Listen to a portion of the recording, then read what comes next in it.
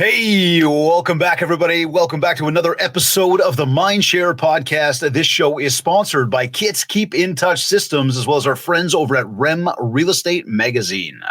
Learn more about our sponsors by visiting my site, mindshare101.com.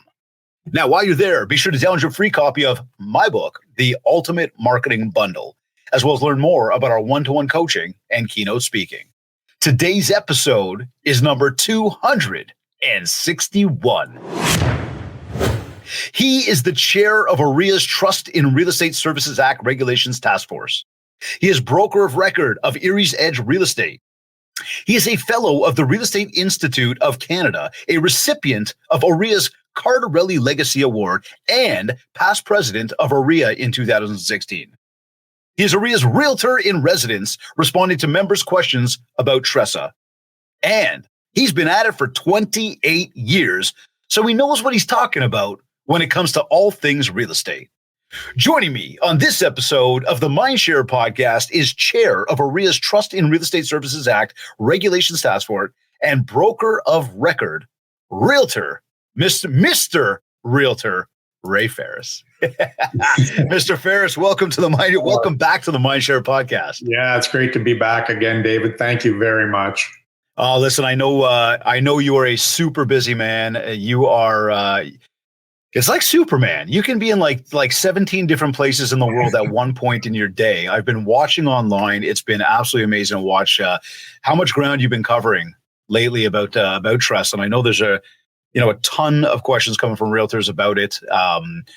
Now in effect, full effect as of December 1st. We know that many people confused about, how it changes their day to day, frustrated by all the forms they need to fill out, and lots of questions surrounding just, some of the new options available to both buyers and sellers.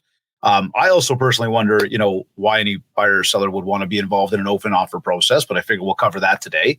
And all that said, I guess I just say there's definitely a ton of questions which you're well aware of. And today is very much about trying to clarify so that people can get used to the new requirements. Try to break it down to its simplest form. Yeah, for sure. You know what? I think we don't like change. Nobody likes change, but this change is a very positive change. There's lots of areas where I think the government made the right step in terms of consumer protection. And that was something that Ontario Realtors demanded of the provincial government. Let's go back to 2016, David. Mm-hmm. That was the year I was actually president of OREA. That was even the same year that first scathing CBC marketplace piece aired. Remember, is that already 2016, right? 2016. Wow. I remember it all too well. Wow. I'll never forget that. Yeah. Because I had to respond to that disgusting conduct caught on hidden camera. And look, Ontario Realtors were outraged by the behavior that they saw. They were disgusted. And it was, in fact, Ontario Realtors who called on the government to raise the bar. And that was the beginning of the changes to the modernization that we've experienced in real estate legislation. So these changes were a ground movement created by Ontario Realtors themselves. I think I want to give a tip of the hat nod here to our industry. And all of the amazing people working in our industry and the collective that we have as a group together to be able to come together and show what kind of power we have as a collective when we can be on the same page about things. I think, and it's obviously set the tone for where we are today with this now. So looking back to say 8 years ago, here we are today. This really has been growing for the past 8 years. Yeah, for sure. So the government decided to modernize the act. And to do that, they have to reach out to its stakeholders. They don't just make these decisions in a vacuum. And as much as we don't like to believe that government hears what we're saying, they do, in fact, recognize realtors as the experts on the real estate file. So they reached out to OREA, its largest stakeholder on the real estate file, and said, what do you guys think we need to do to modernize the act? What are you guys looking for? And so we gave them, I think it was almost 40 recommendations, David. We said, here's 40 things that we think you need to do to strengthen consumer protection right here in the province. So they went away with our recommendations. And what they did is they came back and they gave us a draft of some ideas that they were putting forward. And that's when OREA struck the Trust in Real Estate Services Act Regulations Task Force and appointed me chair, something I've been doing for the last 3 or 4 years. Mm-hmm. And what we did as a task force is we spent hours pouring through those proposals to let the government know what we liked, what we didn't like, what we thought would work, and what we thought wouldn't work. And that took years. I mean, government is like a big ship. Big ships move slowly. You're right. But absolutely. They had to do it to get it right. And here we are now, what is it? Almost 2 weeks in to the Trust in Real Estate Services Act Phase 2 regulations. And I should note, though, however, Phase 1 regulations came into effect in October of 2020. That's when the government delivered personal real estate corporations for Ontario Realtors and new descriptors for us to use in our real estate advertising. So it's such a significant overhaul to REBA that the government did break it down into those phases 1, 2, and 3. We're not done yet. Sometime in 2024, the government wants to consult with us about more changes to this real estate legislation, and that's what we're going to deal with in Phase 3. So, okay, looking at that then, could we say right off the hop here that we feel that the government is actually working in our favor, working to help us? Are they working against us? Like if we look at what's coming down the pipe in 24 and not, we can either touch the tip of the iceberg on what some of those things are, 25 or 24. What did you just say? 24, 25? 24. Okay. For Phase 3, I know the years, right? Like they're going fast. Are they working in our favor on that? Do we see anything that's going to be working against us on that we should be concerned about when they look for more changes? Yeah. So look, we haven't put all of our recommendations on the table yet for Phase 3. There's been some challenges we've faced with the ministry, and that is we've gone through, I think, 3 different cabinet ministers as a result of cabinet shuffles. And every time that happens, David, that slows the entire process down. Sure. So right now at OREA, what we're doing as a task force is we're compiling a list of topics that we want to discuss with the ministry. One of those is creating specialty certifications for realtors. As everybody will know, right now, Ontario realtors can't refer to themselves as specialists in any practice of real estate. Look, I've been a realtor for 28 years, as you mentioned. I live on the waterfront. I sell 90% recreational real estate, yet I can't hold myself out to be a recreational specialist. We think that's wrong. We think that if realtors can demonstrate that they truly are specialists in a particular field of real estate, that they should be allowed to call themselves specialists. And we think that's good for consumers too. Consumers who want to buy a cottage should have the ability to look for somebody who can hold themselves out to be a specialist in that practice of real estate. And recreational is one that's near and dear to me because that's what I do. But there's other specialty certifications like farm, like condos, for example. The list goes on and on and on. Sure. The government wants to talk to us about cooling off periods. Some of the participants on today's call will know that in the province of British Columbia, the government had a knee-jerk reaction out there, and they allow buyers to back out of a real estate transaction for no reason whatsoever for up to 3 days after the transaction becomes firm. At OREA, we think that has significant negative consequences attached to it. We think that real estate policies should work in all types of real estate markets, not just a heated seller's market. So we're going to advocate saying that's a bad idea here in Ontario. And we've got a lot of factual evidence from British Columbia as to why we don't think the government should go down that path. And one other thing we want to talk to the government about, David, is ending that auctioneer exemption that currently exists within REBA. Something we've been advocating for a very long time. Does that take us down the road of the open offer stuff? No, so that's a very different topic. Right now, anybody could frankly conduct an open offer process, but really there's a loophole in the legislation that allows anybody to hold themselves out to be an auctioneer, and they can then facilitate the sale of real estate by just simply holding themselves out as an auctioneer. They're not registered under the Act in any way whatsoever. We think that needs to change. Gotcha. Okay. Yeah. Sharing of No. contents of competing offers. A lot of people call that the open offer process, but those are really two different things. And I know you're going to ask me about that later. I want to get into, and I want to get there. I want to get there because I think what I want to do here is, for anybody that might have some confusion around, if I said to you in an overall, can we summarize what is TRESA in a sentence? Look, I don't think I can do it in one simple sentence, David. Fair. What that was a tough task. At OREA in 2016, we set out to achieve three things. Yep. The first was to raise the bar on consumer protection so that Ontario became the leader in North America when it comes to real estate standards. And if you said, okay, Ray, one sentence is enough, there you've got it. We wanted to be the leader when it comes to consumer protection. But it's a lot more than that.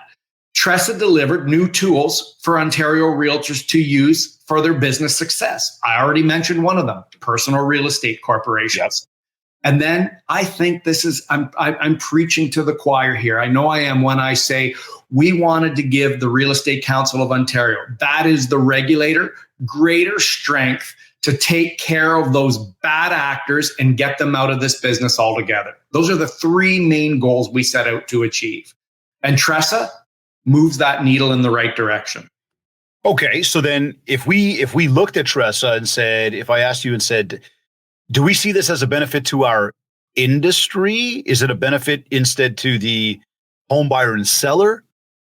Would I be safe to say it's for both? Yeah, I think it is for both. Let's use the example of the removal of customer from real estate relationships. Okay. Well, as you guys all know, in REBA, there were two types of real estate relationships for consumers. You were either a client of the brokerage or you were a customer. But when we were meeting with the ministry, that is the government, they told us that real estate consumers were oftentimes confused about the differences between being a customer and being a client. And when I talked to Ontario realtors leading up to December 1, they said, yeah, Ray, that's true. This is so confusing to real estate consumers. And in an effort to get rid of that confusion, in an attempt to make real estate relationships fully understood, to make it crystal clear, to make it black and white, customers are gone from TRESA. Full stop, no longer customers exist. You're either a client of the brokerage under TRESA or you're self-represented, which means you're entirely on your own. And I think that's good for real estate consumers because there is no longer any confusion. That is to say, you're either a client of the real estate brokerage or you're not. And I think that's also beneficial to Ontario realtors in that when there's no more confusion, when there's increased clarity surrounding real estate transactions, that's also a win for us as realtors as well. Well, as you talk about, that confusion there between what is that duty that's owed at today versus what it might have appeared to be in the past. One thing that jumps out at me is that, the handling of the forms, right? And the fact that, there is an information guide that now needs to be handed off to somebody the minute you start having a conversation before engaging in any type of business.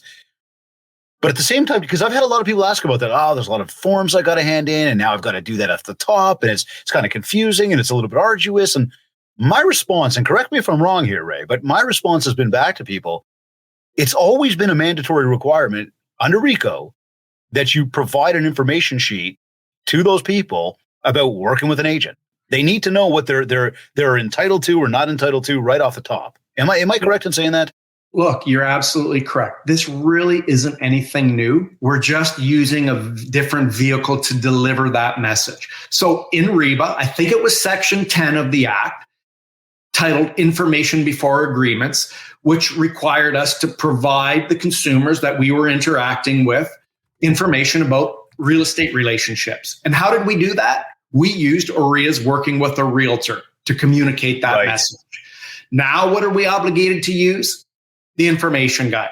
Now, I know realtors tell me that the information guide, 13 pages long, is too large, right? That's the number one complaint. Too large for what?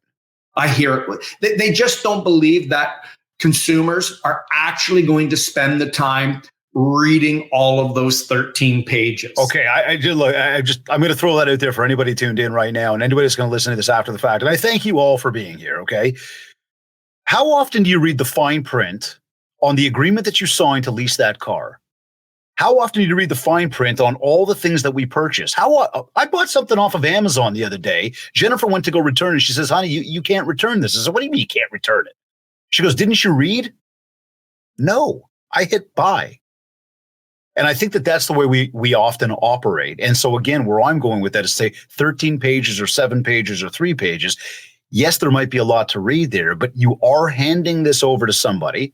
It is now their responsibility for their own self to go through and understand what that document is. And at the end of the day, if that was handed over and they had the opportunity to read it, but they chose not to, that's not on us. That's on them. But there's 2 obligations. TRESA only says 2 things with regards to the information guide. Only 2 things. The first one is provide every single real estate consumer a copy of the guide. Right. The second part says you have to review it with them, explain it to them. Now, that doesn't mean read it word for word. Right. But as a professional in a real estate transaction, we have an obligation. I think it's a professional responsibility to let consumers know at a very high level, in plain, easy to understand language, what's in that guide. That was the expectation of working with a realtor.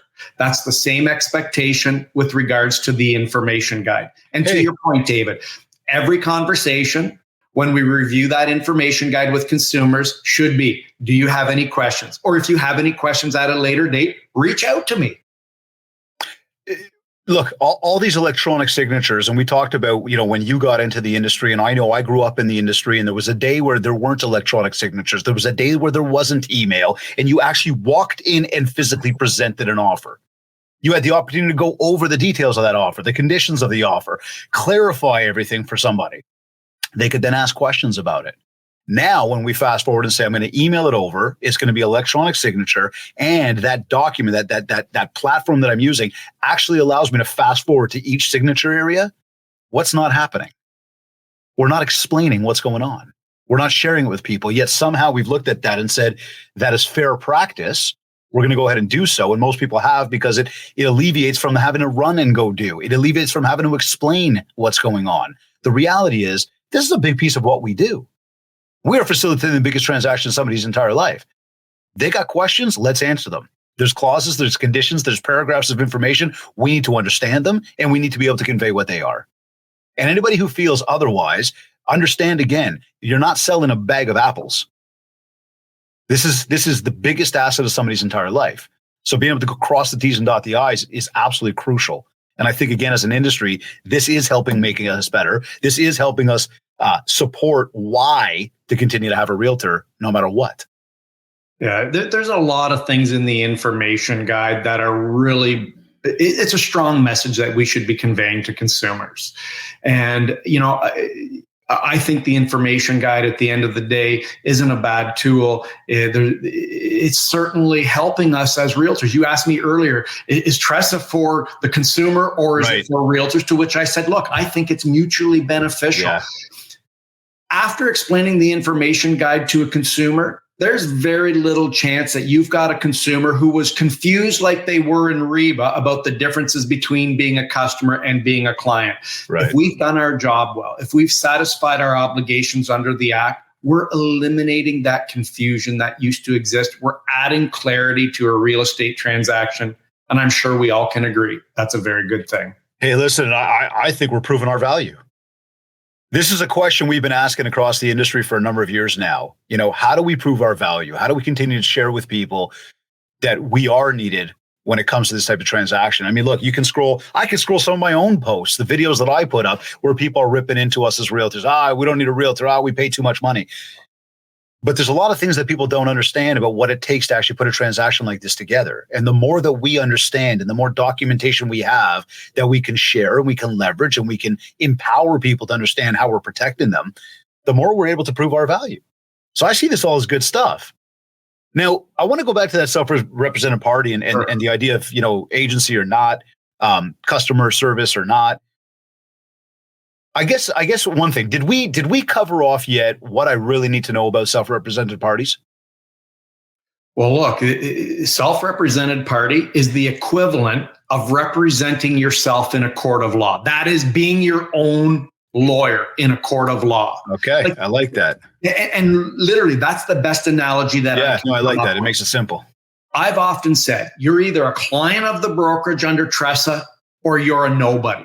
And if you're a nobody, you are truly on your own. If you choose to be self-represented, that is, you choose not to be a client of the real estate brokerage, you're not going to get any opinions. You're not going to get any advice from a realtor because you made the decision that you're truly on your own. And I know leading up to the launch date of TRESA, that is December 1, people were very nervous about the existence of self-represented parties. I really don't believe that if we prove our value to real estate consumers, that they're going to want to be self-represented. Heck, if you're self-represented, you've got to be able to write your own real estate contracts. Like, how many consumers can really do that? People say to me, well, lawyers and other realtors are going to represent themselves. Look, I've been a realtor for 28 years. Do you know how many lawyers I've represented in real estate transactions? Mm-hmm. Do you know how many fellow realtors who have moved to my community from other areas of Ontario who still used me? They used me because they knew I was the local expert in the area. They wanted my opinions. They wanted my advice. So I don't think we're going to see an abundance of self-represented parties running around. And there's one huge misconception out there about self-represented parties, David. And if I can be self-serving and take advantage of your large following and your large audience, I want to put one misrepresentation to rest. The floor is yours, my friend. A lot of people are asking me, a lot of realtors are saying to me, if I have a listing and I assist a self-represented party, is the self-represented party entitled to the cooperating broker's remuneration? Or is the self-represented party entitled to a lesser purchase price because there is no cooperating broker? And the answer is you cannot pay anyone who's not a registrant. The brokerage cannot pay anyone who's not a registrant. So that self-represented party can't be paid by the brokerage to begin with. Right. And the second thing is, who said that they're entitled to a lesser purchase price? When you list the property for sale with the seller, you have a professional obligation to make the seller aware that there may be these self-represented animals out there in the marketplace. And that if you assist that self-represented party, you still expect to be paid what you contracted with the seller for. The self-represented buyer is not entitled to a lesser price unless, if that's your business model, that you say to the seller, I won't charge you the full freight if I simply help a self-represented party. But there's nothing in legislation that says you have to charge a lesser commission if you help an SRP. Look, You're entitled to the freight you contracted for. Well, hey, we know that FSBOs has been around for a long time for sale by owner. So that's been an option for people to go at it on their own. We know that not everybody goes down that road because it's not the most advantageous.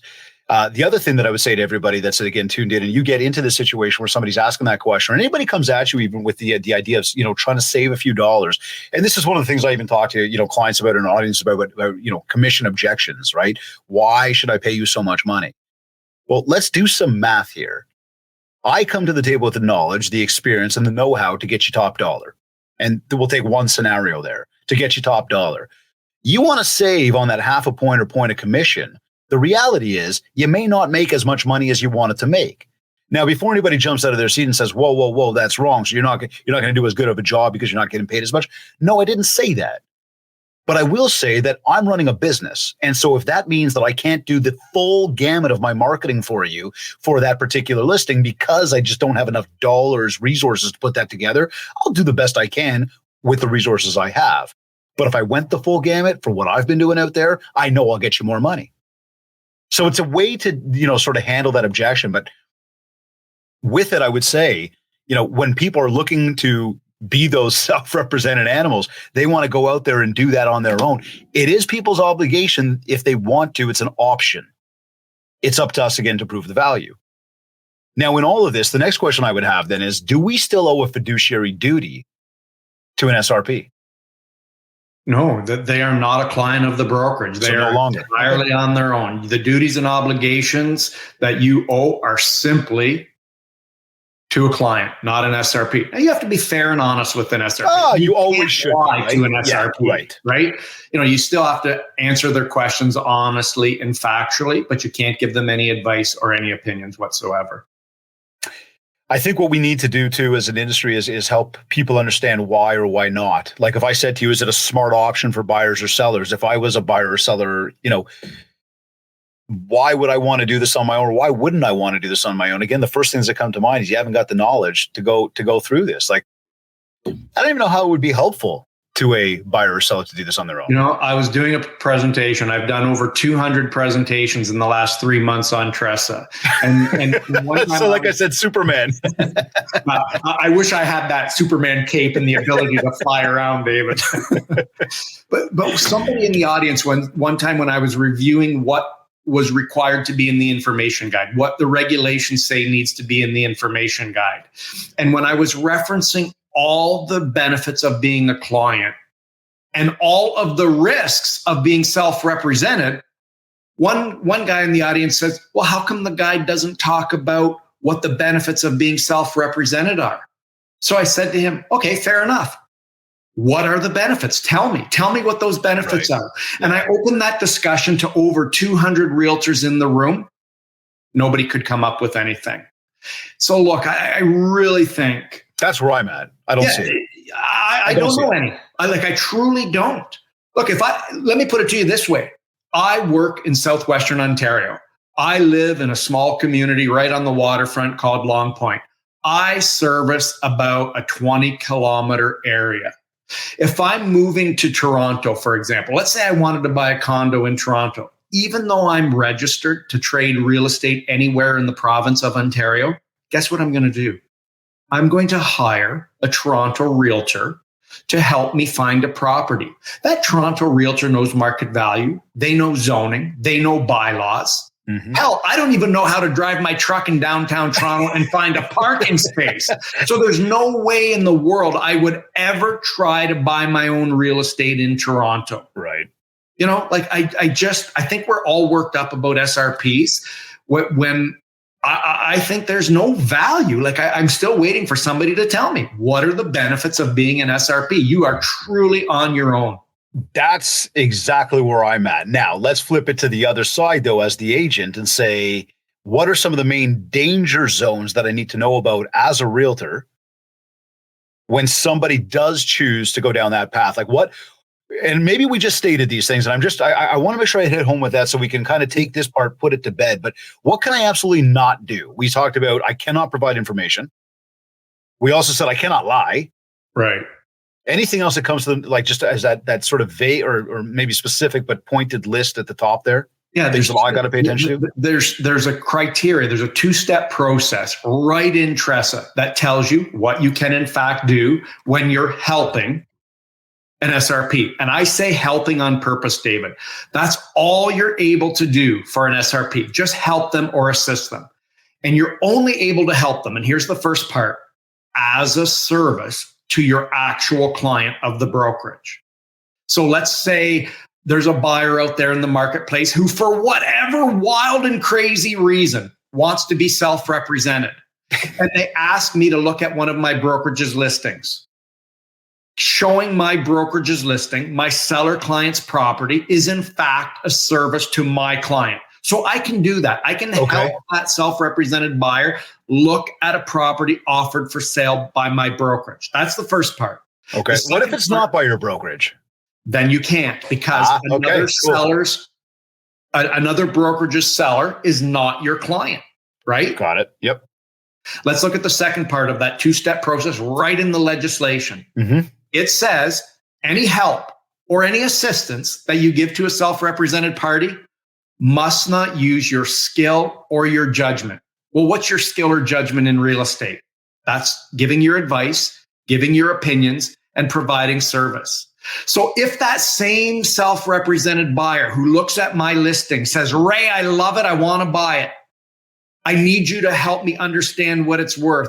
Let's sit down together and I want you to prepare a CMA for me so I know what to offer on this property.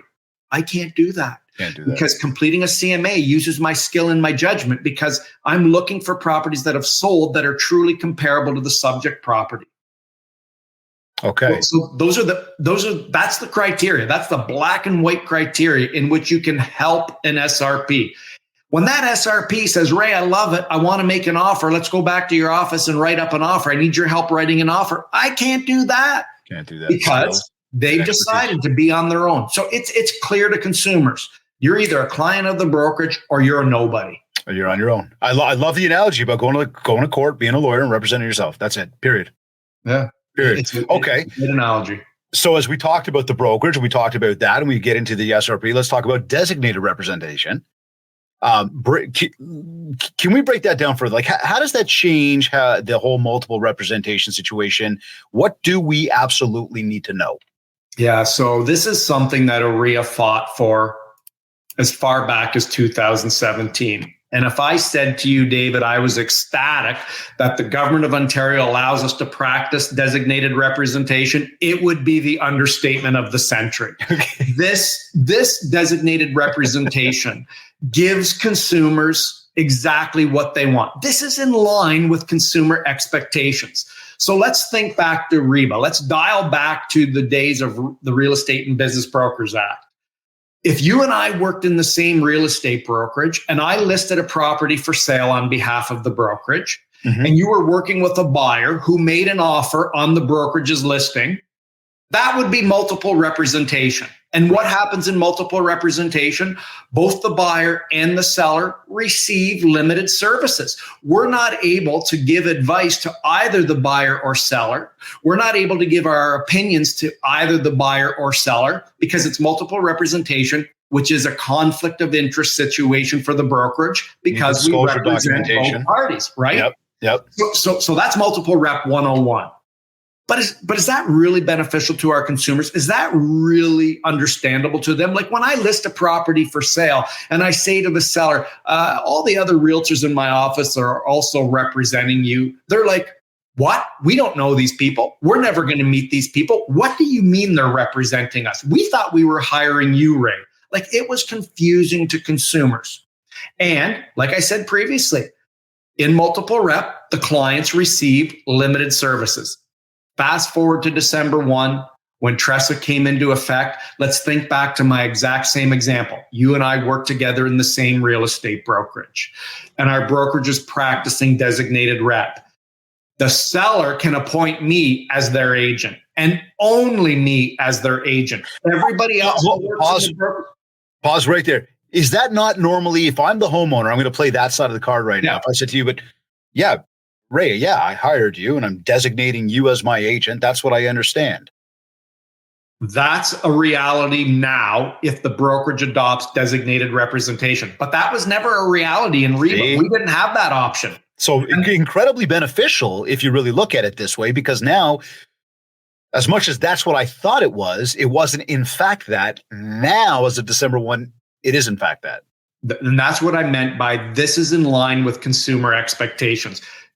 Designated representation gives consumers what they always thought they were getting anyways. Right, that's kind of where I'm going with it, right? Yeah, for sure. Okay. And so if you're working in the same brokerage with me and you bring an offer on my listing under designated rep, you're the agent for the buyer. None of us in the brokerage are agents for the buyer. That is not multiple representation. I can now fully advocate for and represent for the seller. You can now fully advocate for and represent the buyer. It gives the consumers exactly what they want. Of course, they don't want the limitations of multiple rep. So what about the disclosure documents that I used to have to give out?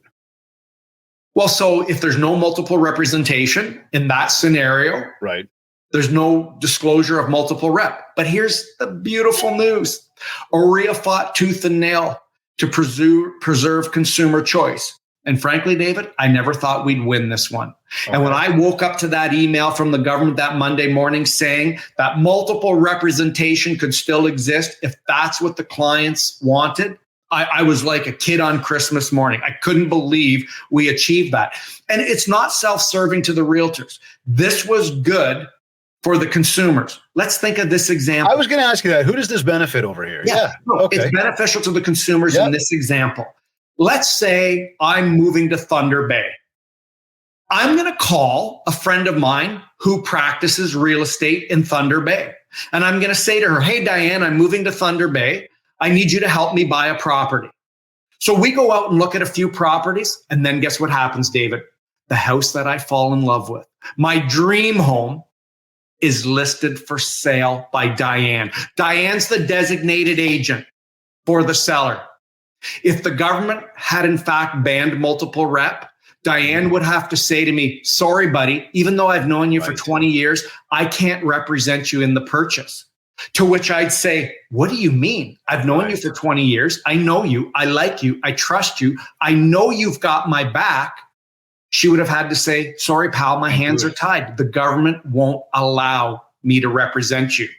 But that's not what the government said, David. The government said, where the clients in a real estate transaction want to use the same agent, they can, with strict rules in place. And that's where we get to the disclosure of multiple representation. There's very strict rules surrounding the practice of designated representation. Here's what's required. The agent who's finding themselves facilitating a transaction involving designated rep has to, as soon as multiple rep is created, stop the process and tell both parties, hey, look, this is multiple rep. Mm-hmm. This is what multiple rep looks like. This is what it feels like. Are you cool with that?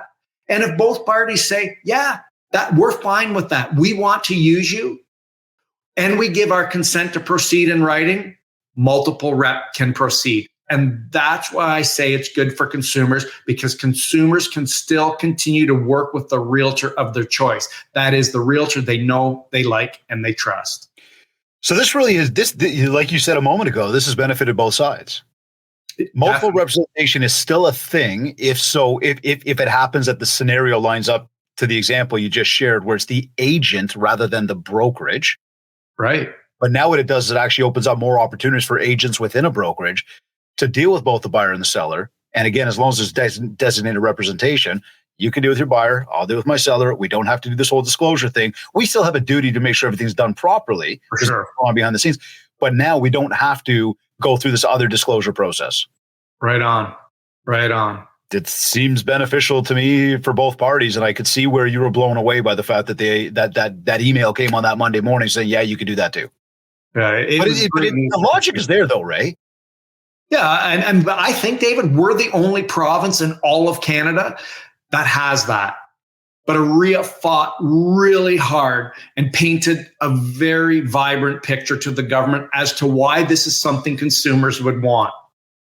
And there's real life situations where the consumer wants to work with the same agent. And look, the reality of our geography in Northern Ontario is that sometimes there's only one or two agents in a community that service that area. You, in fact, would be putting the consumer at risk if you said, I'm sorry, you can't use that agent in Northern Ontario that has the property listed for sale, because you may be forcing that consumer, that buyer, to go back to the city and use a realtor that has no knowledge or experience in that northern community. So it, in fact, removes risk from the transaction as well. Let me throw this one at you, because we were just looking at the chat in our VIP room here. Somebody brought up something about a team. Where does a team fall into that? Yeah, so teams have a lot of heavy lifting here.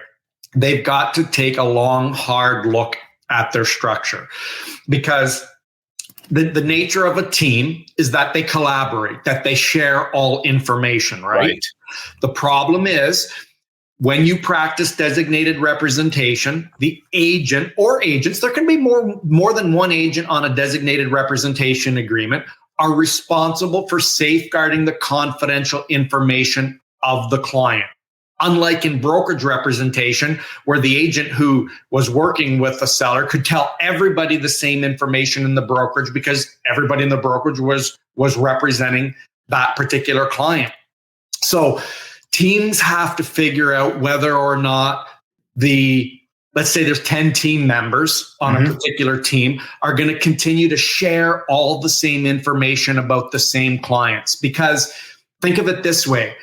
If a team with 10 members continues to share information and then they receive an inquiry about the brokerage's listing, the team's listing, and one of those team members goes and shows the property to the buyer who wants to offer on it, that would be multiple representation, right? So the minute we get into a team situation, it seems like we're more up the alley of multiple rep. If you stick with your existing team infrastructure in a model where you did share all information. So existing teams might want to do this, David. They may want to divide the team in half. This half of the team are going to be designated listing agents. This half of the team are going to be designated buyer's agents. Sorry, Ray, when you say that, you're saying like right now, a suggestion could be sit down with your team and discuss how we're moving forward. Right. Okay. Yeah. In my brokerage, we've got 2 different teams, and we sat down together and we said, we need to figure out the infrastructure of these teams moving forward. Are we going to look the same as we did prior to December 1, or do we need to rejig our infrastructure here? Like, teams have a lot of work to do. They have to take a look at their structure to figure out how they're going to make this work. And so, forgive me, the action step to that, if we had to say, go do this to a team right now, what would that be in sort of a kind of a nutshell? Well, let's think back to that example that I was using prior. You've got 10 team members. Okay. 5 of those team members may be just strictly listing agents. The other 5 be strictly buyer's agents. However, it's not just enough to say that. You've got to put up that wall, that wall of separation where the listing agents don't share any confidential information about those sellers, right? You can't talk to those buyer's agents on your team about the money or motivation of your seller client. Like, if the seller's selling and they need a really quick sale in 30 days because they bought another house that's closing in 30 days firm, you can't share that with the team members who are now acting as buyer's agents, right? So teams have a lot of work to do here to figure out what their infrastructure is going to look like. Okay. So just some advice to those of you on teams or that are team leaders: take some time to think this one through, review your obligations, and then sit down and discuss what that strategy is going to be going forward, because there are the options between, again, designated as well as multiple rep. They're both on the table. It's a matter of figuring out how you're going to go about making sure that, disclosure stays within the confines of the rules. For sure. Yeah. And on that note, I will say that Rico did produce an excellent video, and there's a transcript of the video about designated representation. And there was a lot of questions and answers on that video that pertained to teams. So if there are any team members here today, I would encourage you to go to rico.on.ca and watch or read series number 4. It's outstanding.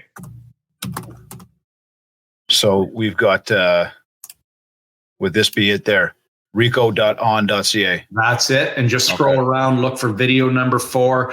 You can watch the video, or if you want to download the transcript of the video, it's there. It's really helpful to teams. It's helpful to everybody, but teams have the heaviest lift here. All right, perfect. So I'm just putting that up here. So everybody's got that just as a resource. So I've thrown that up on the screen. Just again, make sure you go check that out. That'll give you some good information here directly from Rico, just and OREA, to help everybody through that. So, okay, I want to switch gears here now and move into another one. And I brought this up off the top, and I mentioned this in a video that I put out the other day as well. Again, a very subjective opinion here, but I'd love to table this and for a conversation today, because I don't see it as a benefit to either the buyer or the seller. Like I said, purely subjective. But first, what do we need to know about the open offer process? Yeah, so the first thing that everybody needs to know is that the seller doesn't have to pick a lane. And by that, I mean, there's no rules in TRESA that says if a seller is going to share the terms of competing offers, that they have to tell you up front, that they have to tell you in advance that they're going to share those terms. The seller can do whatever the seller wants, whenever they want. So imagine this, David. I'm a listing agent, and you're a buyer's agent, and you say to me, Ray, I've got an offer on your property. And I say, hey, David, there's 4 other offers. The seller has 5 offers for consideration. And you say to me, Ray, is the seller going to share the terms of any of those offers? And I say, no, David, she said she's not. She thinks that a blind bidding process will get her the most amount of money for her property. So you and your buyer submit an offer on that basis. And then I present all 5 offers. And the seller turns to me and says, Ray, I want you to tell everybody that the best offer I received was for $2 million. I'm going to have some ticked off buyers and some ticked off buyers agents, aren't I? Yeah. Because I told you that the seller was going to conduct a blind bidding process. Right. But she changed her mind. But guess what? Which she's allowed to do. Okay. I didn't do anything wrong, and neither did the seller. So that's the first thing we need to know, that the sellers don't have to pick a lane here. One sec. Do you guys all understand what he's saying here? If you just answered yes, I can't hear you. Sorry, I had to pull that one off. Okay, Ray, keep going. And then the next thing is the seller can share as little or as much from any of the competing offers as they want. There's nothing in TRESA that says the seller has to disclose or the seller can disclose X, Y, and Z. And this disclosure happens through an email, a social media post, a phone call, anything? So there's the regulation, David, doesn't specifically state, here's the vehicle in which you do this. It just simply says you can communicate it. Now, so I can take it out of the front page of the paper and we're good. Look, I mean, you're obviously, this refers to competing offers. So you need to find a vehicle to communicate to the buyers who are in a bidding war the information that the seller has instructed you to share. You might choose to send an email to their buyer's agent. You may choose to send a text to their buyer's agent. OREA has created a form. It's Form 209 to facilitate this process. It's an easy peasy form. I would strongly recommend that we all use it because it's so simple. It creates consistency in the marketplace, and it's a tool to make sure that we comply with the requirements of the regulation. So check 209 out, Form 209. It's called something like seller's permission to share substance of competing offers. But it's Form 209. It's available. That right? Sort of seller's permission form with that. Yeah, Form 2. Just search Form 209 when you go into the OREA standard form section of the OREA.com website. Okay, now my obligation though, as that seller's as the agent, whether I use the form or I chose text message, right? Is there any stipulation that I'm obligated to tell every single one of those offers? So so there's only 3 rules. One is, as I mentioned, the seller can share as little or as much as they want. Mm-hmm. The other thing is that if a seller makes a disclosure, that is, shares the terms of competing offers, every buyer who submitted an offer must receive the same information. So if there's 10 written offers, the seller has to share that disclosure with all 10. The seller can't pick and choose. The seller can't say, I didn't like 4 of those 10. They weren't even close. Don't tell them. You have to. The legislation says you have to give everybody who submitted an offer the same info. The third rule is this. The only information a seller can't share is information that would reveal the personal identity of the buyer. What would that be? The buyer's name. And I think if the buyer had a home to sell, we wouldn't disclose the address of the home to be sold because as realtors, we could figure out who that owner was from the address, right? So we call them buyer 1 versus Judy Smith. Right. Okay, so it does provide some privacy for the buyer. It does. That's good clarity, at least on a very personal level here. I thought to myself, I go, well, if I'm purchasing a property, and part of this is that whole sort of like, auction process that you almost think about where you sit there going, I don't want to stand on somebody's front lawn and get to the point where I'm priced out from being able to put my flag up to say, I'm done. I can't spend anymore. Some people from an ego perspective would sit back and say, I don't want people to know what my buying power is or is not. So I guess there's a positive in terms of to the buyer that they're at least not going to be, nobody's going to know who they are. That's the privacy aspect of it. But I think of it this way as well.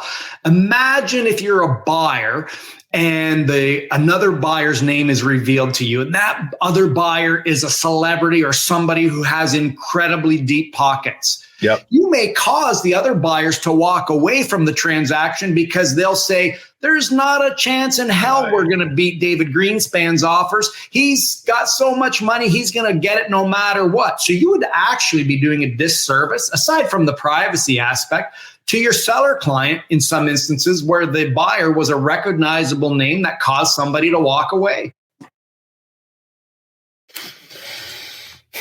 This is an interesting one. I try to wrap my head around, why would a seller see? I could see that a buyer has zero control whether this happens or not. I don't know where I guess the benefit to the buyer could be, and I guess it's the same. It goes hand in hand with the buyer and the seller. When I think to myself, because I just had a lot of thoughts go through my mind going to the exact same point right here. So let me clarify this. But as a seller, if I decide to, and again, subjective, I just want to put that out there as I say this. If I decide to say, I want this to be open, my thoughts, the first thoughts that come to mind to me is, if somebody offered me $5 for my house, then we get into competing. We know there's other offers out there. Well, I don't know what they offered. This person's now all of a sudden going to go and offer $10. Well, if I go ahead and I say, well, hey, there's offers out there. Here's what they are. Now I realize I don't have to offer 10. This next person could come and offer 6, like just go up $1 rather than $5. And if we're talking real estate, we're talking, 50,000 versus 75,000 or 100,000. Why would a seller, again, in my mind, shoot themselves in the foot like that? I hear exactly what you're saying. I hear you loud and clear. That was my initial knee-jerk reaction as well, David. Okay. I thought the same. Like, look, every one of us on this call have sold a house where the successful buyer paid hundreds of thousands of dollars more than the second best offer. Like, we've all been there, right? So I understand why we all jump to that conclusion. But guess what? When we did our heavy lifting at OREA, when we researched this, and when we looked to other countries who already have this option available to sellers, we couldn't believe what we discovered. As a matter of fact, in some instances, this sharing contents of competing offers caused house prices to go even greater. So It's not always what we see. Like, look, I'm a competitive guy. I know you're a competitive guy, David. Look, we were both born on January 17th. That's right. We're both. Everybody knows we actually share a birthday, the two of us. Can you imagine you and I trying to bid against one another? And you know what this was called in the industry? Auction fever. Right? So when I started to hear from my counterparts around the world, I was shocked at what I discovered. That this situation sometimes, in fact, caused house prices, sale prices to get even greater. Wow. So it's not always what we think. Yeah, no, you know what? It's interesting you say that, because I'll say this has been, again, my opinion so far has been sitting back saying, and I mean, I believe what you're saying when you said that. I still, in my mind, the first thought is, why in the world would I do that to myself as a seller? Why would I want to let people know instead of trying to get this thing to climb to outrageous prices? And let's just be clear here. If I'm the seller and I'm the guy who's about to benefit from the dollar amount, I'm okay with people going over asking. I'm okay with people spending the extra money that maybe they didn't need to spend to get into the property. Here's the funny thing, though, that I want to let your audience know about. Yep. It was buyers who demanded this transparency piece be added to legislation. It was buyers. I can see that. Who ran to the government. And this was particularly relevant during the COVID real estate market, where buyers said, this is unfair. This is not transparent. We don't know if we paid $200,000 more than the next guy. And on the other hand, there were buyers who said to the government, well, if we had have known what other people were paying, we would have paid more. So there was both sides of the coin. But here's the funny thing. Now that sellers have this option, guess what they're saying? I don't want anybody to know what I offer. So you've got to be careful what you ask for. And the reason I raise this is because you mentioned, David, that this is really in the seller's hands. It's really on the seller's lap. But buyers do have a little bit of control here. OREA introduced one new clause, for buyers to consider inserting into their offers. If buyers are truly opposed to having the terms of their offer shared, OREA has created a clause that says something like, in the event that the seller shares the terms of my offer automatically becomes null and void. Right. So what are you doing with that clause? You're putting pressure on the seller not to share the terms of your offer. Now, our counterparts around the province who have already been around the country who have already been practicing this sharing contents of competing offers tell me that clause in their provinces is rarely used. And why? Because then their buyer's offer falls right off of the table. They don't even have the opportunity anymore to try to buy the property. So there's a lot of moving parts here. What brokerages need to do, particularly around this aspect of the new legislation, the sharing contents of competing offers, have a brainstorming session, have a Mindshare, you could call it that. Go for it. Yeah, I was going to call it mastermind, but let me use a Mindshare session where we sit around and we discuss all of these different scenarios, right? Look at the rules around the competing offers, come up with all of the different scenarios, look at that OREA clause, and figure out how you're best going to advise your clients what to do in these situations. At the end of the day, our job is to make our clients aware of their options. Let them know what the ramifications of those options are, and then let them make a decision. It's not our job to make a decision. It's our job to let them know what their options are, the ramifications of those options, and then sit back. Okay, so there's the advice we would provide to everybody about this. For sure. Okay. So then I guess the on that particular topic, maybe the there's so much moving around in my mind about this particular topic right here. I guess one of the questions that I had that as you were talking about this with the colleagues from, different areas, different countries, everywhere else that have done this, have we seen that they are taking advantage of opening it up more? Like, is the seller actually doing that? So when I talk to our counterparts across Canada, no. Okay. It's not the predominant method of selling a home. Okay. But what I can see happening, and the devil will be in the details when this all rolls out. I can see people thinking the same way you think, David. Oh, blind bidding is going to be the way to go. I'm not going to tell anybody anything. But what are you going to do if you get two offers, David, and they're damn close? They're really close. At that point, you may say, these are so close, I don't know which one to pick. Let me share terms here and see if I can get these guys bidding against one another. It's funny you bring it up, because the other thought that was going through my mind is, if I did sit back, let's say I was either the buyer or the buyer's agent, and I saw that there was an offer that was pretty much the same as what I put in there. And now it's like, whoa, we got to make ours better. Yep. I guess I would throw out there, there's a lot of different options. You could increase your dollar value. You could reduce closing time. You could, there's so many different aspects of that, the different conditions you put in there or don't put in there, right? A cover letter or not. I mean, to whatever people think about cover letters, there are different ways, but this is where you get to get creative and you get to really prove your value, like your value against the person you're competing against. This is where you're in the ring getting fun.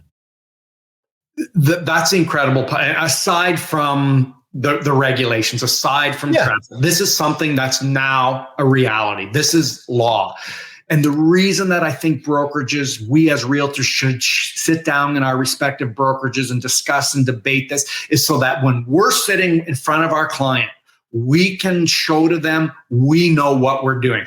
Where our competitors are going to sit there and say, yeah, we don't know. It's not been tested yet. Look, we need to be able to come to the table, eye to eye, face to face, belly to belly with our clients and show them we understand what this looks like, what it feels like. Let them know that these are your options. What's your comfort level here? Like, this will allow us to bring value to the table. And too many people, I hate to say it, are saying, we're just going to let the chips fall where they may, see how this rolls out. No. In my brokerage, we've sat around and I said, we want to be the educators about this new piece to our respective clients. We want to be recognized as the experts, because that just gives us another leg up. Somebody a number of months ago I was at an event down in the States, and we were having a conversation about AI. And I pushed back a little bit. And this was at sort of the onset of the Chat GPT thing, where it was like, everybody could all of a sudden start to like just grab content from this thing and let's share it out and put their name on it. And I had my qualms about that, and I still do. He used an analogy about the wheel. And he said, back in the day when the wheel was invented, if you had pushed back on the wheel and you didn't use it, where would you be today? And the analogy it got you thinking. And I sort of, he tied that way better together with the AI conversation around starting to somehow just get involved and understand what it's about versus going, forget it. Now, as I bring that up, I tie it right back into what you just said around all of this. And I love the point you make there. And I really stand behind that of, within your brokerage, start to talk about this, start to test out this method, understand it's here. It is living, it is breathing, it is not leaving. So understanding it is better than not understanding it. Being a leader at it is better than not. Don't push back, instead embrace and try to figure out, how can I navigate these new waters? I think all of us should be out there on social media, blogs, vlogs, what have you, educating consumers about this already. I did that already. I created a blog about this new option for sellers. It caused my phone to ring because prospective sellers said, Ray, tell me about what you're talking about. Right. See? But this is the educate to communicate piece that we've been talking about for a long time now.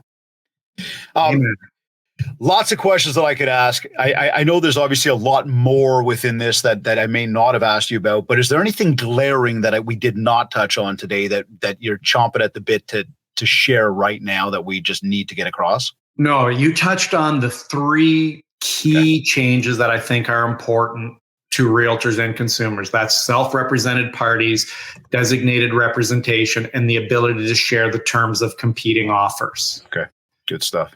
So we did a pretty good job over here today. You did your homework. Yeah. So what if I don't know, and I say I on behalf of all of us, if I don't know, or I still don't understand, or I still have questions along the way, what advice have we got for me? OREA's created a dedicated website. It's OREA.com/TRESA. OREA.com/TRESA. Here's what you'll find there. There's a series of videos. We call them TRESA in 2. The reason we call them TRESA in 2 is because none of those videos are longer than 2 minutes in length. And we do a down and dirty, raw and real discussion of all the different topics within TRESA. I encourage you to watch them. We also have an FAQ section on that website. As we receive questions from members around the province, we post those questions on the website and we provide the answer. That list grows every day as we receive more questions. And then my favorite part of the website is the section called Get in Touch. You can submit a question, include your email address, fire off your question, and OREA will respond to you. Whether you have a question tonight, tomorrow, next week, or next year, OREA will respond to your TRESA questions. And guys, I'm the one responding to all those emails. So when you send emails through to OREA using OREA.com/TRESA, know that it's me on the other end who's going to respond to you. Tell me, you watched this session with David so that I know who I'm speaking to. I always like to know where people got the information from. But don't be afraid to engage with OREA. OREA truly has your back when it comes to making sure you comply with these new regulations because it's so critically important in the interest of consumer protection. Absolutely, absolutely amazing, Ray. Thank you for this. This is amazing information. And like I said, I keep referring to Superman. It blows me away that you're the guy answering those emails as well. But you've really taken it upon your shoulders, and I know with a team with you that certainly supports in really getting this message across to our entire province. And we've got a lot of agents here, a lot of people as part of it. We've got a lot of great people. You're certainly right there at the top of them, and it's it's absolutely amazing that you've taken the time to do all this. So I've got, just before we sign off, I've got a question I need to ask you, Sure. Which is just one that I'd love to ask at the end of my show on a regular. end of your day and you've gone through all this, you've got a family business, you've got a real estate business, you do everything you do to help our real estate industry here in Ontario and across the country. How do you know it's been a successful day for you when you finally shut it down for the night? We've all heard that if you truly enjoy your work, it's really not work. And when I do all of this, I take tremendous satisfaction in helping Ontario realtors. And I know we're moving the needle. David, I mean, I know 2023 was a challenging real estate market for realtors. There were a lot of issues in Ontario real estate that caused division amongst realtors. However, most people are good. You won't believe, David, the number of emails, phone calls, texts. Believe it or not, the number of gifts that people send to me thanking me for helping them navigate TRESA. Like, it just blows my mind away how kind, thankful, and generous people are. And when just a simple text, a simple thank you lets me know that this is important work. And I just love doing it when all that stuff happens. Very cool answer, man. Very, very cool. Any final words of wisdom that you want to share with everybody as we sign off today? Look, TRESA is a good thing. We're overcomplicating it. Don't stress about it. Keep it simple. Engage with me at OREA.com/TRESA. We will hold your hand. This is nothing to be afraid of.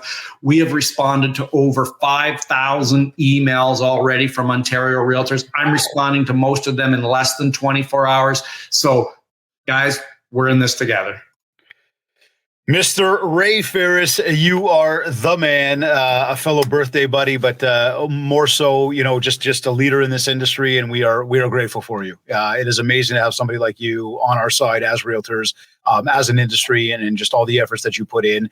On behalf of everybody, I thank you very, very much for not only making the time for the Mindshare podcast today, but for everything you do. Well, thank you very much, David. It's great to be back. We'll have to do it again sooner than later, my friend. Thank you for being here. Take care. Merry Christmas, everyone. Happy holidays to you and the family as well. Thanks, Ray. Thank you.